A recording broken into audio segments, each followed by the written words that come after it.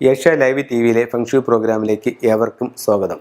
നമുക്ക് സാമ്പത്തികമായിട്ട് അഭിവൃദ്ധി ഉണ്ടാവും, അതായത് നമ്മുടെ ധനസ്ഥിതി മെച്ചപ്പെടാൻ വാസ്തുപ്രകാരം എന്ത് ശ്രദ്ധിക്കണം, ഫെങ്ഷു പ്രകാരം എന്ത് ചെയ്യണം എന്നുള്ളതാണ് ഇന്ന് നിങ്ങളുമായിട്ട് ഷെയർ ചെയ്യുന്നത്.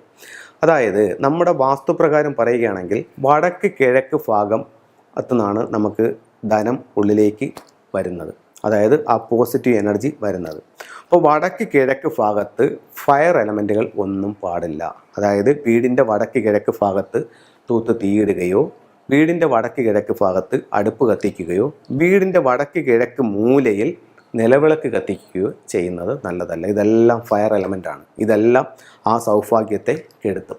ഇപ്പം നമ്മൾ ഒരു അഗ്നിക്കെന്ന് പറഞ്ഞാൽ നല്ലതിനെയും ചീത്തേനെയും നശിപ്പിക്കാനുള്ള ഇതുണ്ട്. അപ്പം നമ്മൾ നല്ല ഒരു സാധനം എടുത്ത് അഗ്നിയിലേക്ക് കൊടുക്കുകയാണെങ്കിൽ അത് കത്തിച്ച് കളയും. ഒരു വേസ്റ്റ് എടുത്ത് അഗ്നിയിലേക്ക് വെച്ചാലും അത് കത്തിച്ച് കളയും. ഇതെല്ലാം അത് ഇല്ലാതാക്കും എന്നുള്ളൊരിതാണ് ചെയ്യുന്നത്.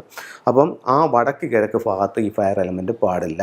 അവിടെ നിന്ന് വരുന്ന ഊർജ്ജത്തെ സ്വീകരിക്കാനായിട്ട് തെക്ക് പടിഞ്ഞാറ് ഭാഗത്ത് നല്ലൊരു ബെഡ്റൂമും അവിടെ ഒരു ലോക്കറും ആ ഭാഗം ക്ലോസ്ഡുമായിട്ട് ഇരിക്കണം. അത് വീട്ടിലും അങ്ങനെ തന്നെ ഇരിക്കണം, വസ്തുവിലും അങ്ങനെ തന്നെ ആയിരിക്കണം. ഇത് രണ്ടും കറക്റ്റ് ആണോ എന്ന് നമ്മൾ ആദ്യം ശ്രദ്ധിക്കണം. വടക്ക് കിഴക്ക് ഭാഗത്തു നിന്നുള്ള ജനലുകളും വാതിലുകളും തുറന്നിടണം, ആ ഭാഗത്തിലേക്കുള്ള ഊർജ്ജം അകത്തോട്ട് കയറാൻ. ഇത് വാസ്തുവിൽ ശ്രദ്ധിക്കേണ്ട കാര്യം, അതായത് ധനസ്ഥിതി മെച്ചപ്പെടാൻ. അടുത്ത നമ്മൾ ശ്രദ്ധിക്കേണ്ടതെന്ന് പറഞ്ഞു കഴിഞ്ഞാൽ വീട്ടിനകത്ത് ചപ്പ് ചവറുകൾ വേസ്റ്റുകൾ കുമിഞ്ഞുകൂടാൻ പാടില്ല. നമ്മൾ ആഴ്ചയിൽ ഒരു ദിവസമെങ്കിലും ഇങ്ങനെയുള്ള കാര്യങ്ങൾ ഓരോ റൂമിനകത്തോട്ടും കയറുക, നമുക്ക് ആവശ്യമില്ലാത്ത സകല സാധനങ്ങളും വാരി വെളിയിൽ കളയുക, വീട് ക്ലീൻ ചെയ്യുക. ക്ലീൻ ചെയ്തിട്ട് നെഗറ്റീവായിട്ടുള്ള സാധനങ്ങൾ, ഇപ്പോൾ നമ്മുടെ ഫർണിച്ചർ ഐറ്റംസൊക്കെ ഒന്ന് ചേഞ്ച് ചെയ്തിടുന്നതൊക്കെ വളരെ നല്ലതാണ്. നമ്മൾ അടുത്ത് കഴിഞ്ഞ് അടുത്ത കാര്യത്തിലേക്ക് പോകുമ്പോൾ ഫുങ്ഷോയിൽ വരുന്നത്. ഫുങ്ഷോയിൽ സമ്പത്തിൻ്റെ ദിക്കെന്ന് പറയുന്നത് സൗത്ത് ഈസ്റ്റ്, അതായത് തെക്ക് കിഴക്ക് മൂല, അഗ്നിക്കോണാണ് സമ്പത്തിൻ്റെ ദിക്ക്. നമ്മളുടെ വീട്ടിൽ നമ്മുടെ തെക്ക് കിഴക്ക് മൂലയിൽ നമുക്ക് ടോയ്ലറ്റ് വന്നിട്ടുണ്ടോ, വീടിൻ്റെ തെക്ക് കിഴക്ക് മൂല മിസ്സിങ് ആയിട്ടുണ്ടോ, വീടിൻ്റെ പുറത്ത് തെക്ക് കിഴക്ക് മൂലയിൽ ടോയ്ലറ്റ് ഉണ്ടോ, വീടിൻ്റെ പുറത്ത് തെക്ക് കിഴക്ക് ഭാഗത്ത് സെപ്റ്റിക് ടാങ്കോ വേസ്റ്റ് വാട്ടറിൻ്റെ കുഴിയോ ഉണ്ടോ, ഇതൊക്കെ ഉണ്ടെങ്കിൽ നമുക്ക് സാമ്പത്തികം നഷ്ടപ്പെട്ടു പോകാനും കടബാധ്യത ഉണ്ടാകാനുമുള്ള സാധ്യതയുണ്ട്. അപ്പം ഇതിത്രയും നമ്മൾ വീടിൻ്റെ പുറമേ പരിശോധിക്കുക.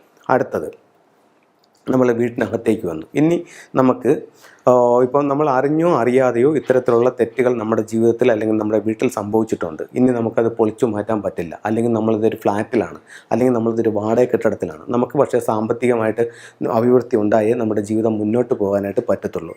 അപ്പോൾ നമുക്ക് ആശ്രയിക്കേണ്ടി വരുന്നത് ഫുങ്ഷയാണ്. അപ്പോൾ ഫുങ്ഷ ഉപയോഗിച്ചിട്ട് നമുക്ക് എന്തൊക്കെ കാര്യങ്ങൾ തെക്ക് കിഴക്ക് ഭാഗത്ത് ചെയ്യാം.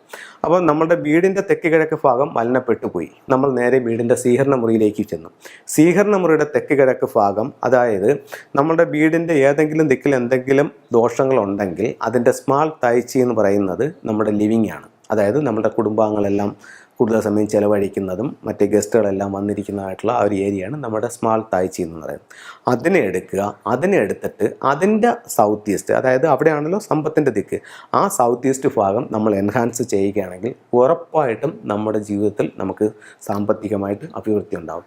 അപ്പോൾ അങ്ങനെ അഭിവൃദ്ധി ഉണ്ടാകാനായിട്ട് നമുക്ക് എന്തൊക്കെ കാര്യങ്ങൾ ചെയ്യാം? ഫസ്റ്റ് നമുക്ക് അവിടെ ഒരു ലാഫിൻ ബുദ്ധ വയ്ക്കാം. എത്തരത്തിലുള്ള ലാഫിൻ ബുദ്ധ എന്ന് വെച്ചാൽ ഡ്രാഗൻ്റെ ഹെഡ്, ടോർട്ടോയ്സിൻ്റെ ബോഡി, അതിൻ്റെ മുകളിൽ ഇരിക്കുന്ന ലാഫിൻ ബുദ്ധ, അത് സൗത്ത് ഈസ്റ്റ് ഭാഗത്ത് വയ്ക്കുന്നത് സാമ്പത്തികമായിട്ട് അഭിവൃദ്ധി ഉണ്ടാക്കും.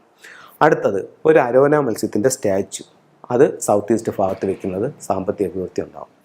അടുത്തത് 88 എന്ന് എഴുതിയാക്കുന്ന സിമ്പൽ, 88 എന്ന് എഴുതിയാക്കുന്ന സിമ്പൽ, അതിൻ്റെ സൗത്ത് ഈസ്റ്റ് ഭാഗത്ത് വയ്ക്കുന്നതും സാമ്പത്തിക അഭിവൃദ്ധി ഉണ്ടാക്കും.